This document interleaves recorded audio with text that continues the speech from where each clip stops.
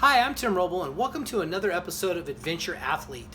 I filmed my adventure truck build this morning, and I had a few questions and a few PMs wanting to know a little bit more about my extreme enduro, how I got into it, and why I'm choosing the 4-stroke to ride extreme enduro instead of a 2.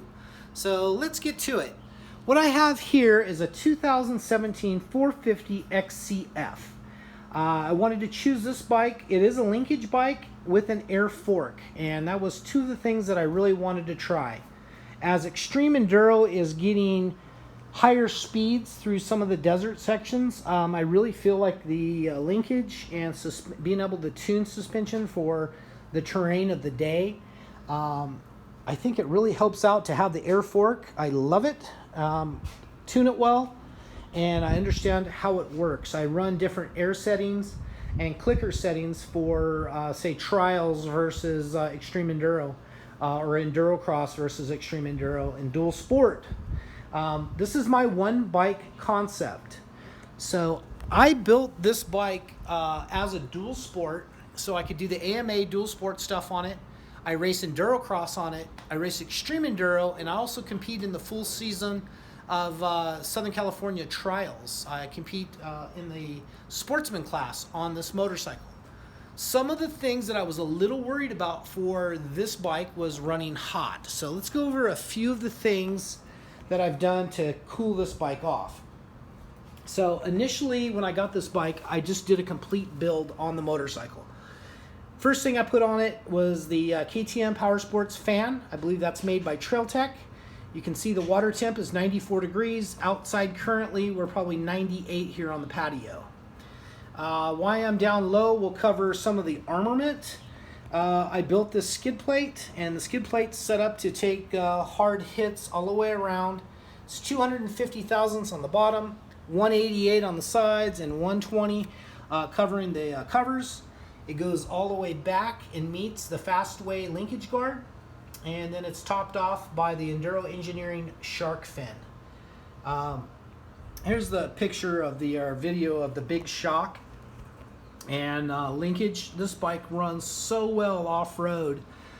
Suspension for me is a dream compared to the XCW. Going to the front of the bike, I did the Baja Designs Squadron Light. I drilled the holes in here just for a cool look and additional cooling. I made my own custom wiring harness that you pull one switch, it turns on the headlight, brake light, and activates the rear brake light switch. Circa handguards are connected to the BRP top clamp and isolator system, and that holds my Scott steering stabilizer. And for me, that's a must for the rocks. Going over to the left here, you can see that I have a left-hand rear brake, which should be an initial giveaway that I am running a Recluse. I have that set up so I can still keep a finger on the clutch and then move up to the brake. For those of you who don't know, the Recluse freewheels going backwards, like if you get stuck on the hill and stall it, you need that to lock up the rear brake to stay on the hill. So it comes in handy. Also running the Tugger front strap that helps, especially when you're doing some of the gnarly hills. You maybe 5 foot from the top and get stuck. Sometimes they'll put a strap on it. Sometimes two people will take this and help you up. Up front, I am running the Golden Steamroller 9121 front tire.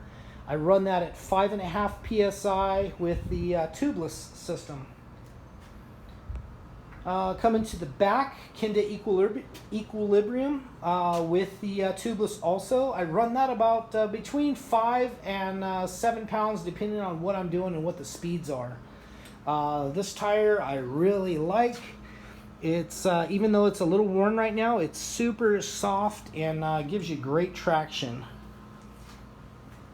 Over to the other side, running the stock KTM wheels with the KTM Power Sports. It's a 48 rear sprocket. I believe the original gearing on this was a 1348.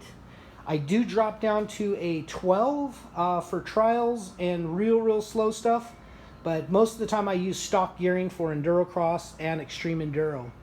Here in a few months, I'm taking this in, and there's a guy that builds these transmissions into 6 speeds. So I'll have a XCW first and second, and an EXC 6 gear in this bike, and I think it'll round out a perfect package. That being said, TRC.bike is gone, ArmoredUp.bike is gone, and we'll see the new graphics coming next year that'll just say Tim Roble on the bike, YouTube, Facebook, and Instagram. The little happy face is a deal that my dad put on a sticker for his cars, and that represents my dad on my bike. He helped fund this motorcycle and keep me out and running. Up front was really my first real production product off of my Tormach, and it's a front shark fin in a hexagon pattern, and you can see I've continued the hexagon pattern with the skid plate, but that's worked out really well. Made out of 3/8 6061 T6 aluminum. Takes the hits, and so far hasn't bent a rotor. Have a few things set up on this bike when I do dual sport stuff. I run a very large GPS off the front here, kind of almost like a rally nav. Other than that, the motorcycle's fuel injected, for those of you that didn't know, and I feel like it makes great power. Going back to 2012, the inaugural King of the Motos, I saw that come up. I had spent some time out in the desert pre-running King of the Hammers with Randy Slauson, Bomber Fabrication, and thought, hey, man, this fits me good. I want to do this. I like the gnarly stuff. I had about a 10-year of trials under my belt, plus I love single track and going slow, so I thought, hey, that'd be perfect. Had 2 bikes to choose from. One was a 450 EXC, and the other one was a Montesa Coda 4 RT trials bike, the 4-stroke. I didn't think the trials bike would be a good fit, so I built the 450 EXC, which was a 04 RFS motor. I geared that at, something like, I think it was 1252. And it actually worked out really well. At one point in time, I was in 7th place for the race, and I thought that was good for me. It was a dual sport motorcycle. I was probably one of maybe 6 guys that was on a 4-stroke. Everyone was on the 2-stroke. So I thought, hey, I need a 2-stroke if I'm going to be competitive. So me and the wife scraped together some cash and came up with the money to buy a 300 XCW. I built that. That was my first custom skid plate. I learned on that 450 that I took an existing skid plate that a manufacturer built, and I said, hey, let me add to it to add some protection. Well, I didn't know that they made it out of a softer aluminum, and I ended up through only like 30 miles of that race, I stretched that skid plate like 1.5 inches, and it all wadded up in the back. So coming out of a metallurgy background, I said all my skid plates will be made out of 6061 T6, and then upon request, which is probably triple in price, is a 7075 T6, which has a higher tensile strength and a little bit harder to work with. But that's how I developed my first skid plates, and kind of how I got going. Talking about the 2-stroke, what are the advantages of the 2-stroke? Well, 2-strokes are a little bit lighter. This bike actually came in 2 pounds lighter in stock form than my 300 XCW, so that wasn't an issue. The second issue that you get with the 4-stroke versus a 2-stroke is 4s tend to run hot. Now, I run engine ice in the radiators, and with the fan, here again, I was prepared to do 2 custom radiators, and then I was going to run dual fans on this just to make it run cool enough for King of the Motos. Didn't have to do it. Hottest I've gotten this bike on a 100-degree day, running real slow, gnarly terrain, is 218 degrees. And super happy with how this bike performs. It puts down good traction. One of the big problems that I was having with the 2-stroke is it just didn't make enough power for my big body. I don't know exactly what the horsepower is on the 300, but I know I come out for last dog standing, I come out of the turn and then start the real gnarly uphill on the national track. I'll come out in second gear, keep it pinned, and just fan the clutch in second and just hope for the best. Click third and then have to fan the clutch again. Sometimes it would fall on its face up at the top and I'd have to click second again. 450, I come out of the corner at third, touch the clutch a little bit, and it just tractors and motors up, and I pass like 3 or 4 people at a time up on that hill on the 2-strokes. So 62 horsepower versus whatever the 300 makes. I know it makes a ton more torque, and for me, it's just a real tractable, easy to ride motorcycle. I know a lot of people are like, what? I do it in Endurocross also. Endurocross is a little different because it's faster paced, bigger obstacles. And I don't think that this bike is too much to handle on the track. Tire combination, everything you see here, I don't change up a whole lot on this motorcycle to make it work. What do I do to train for extreme enduro? Well, I ride a lot of high bike. I probably average on a normal week between 200 and 250 miles.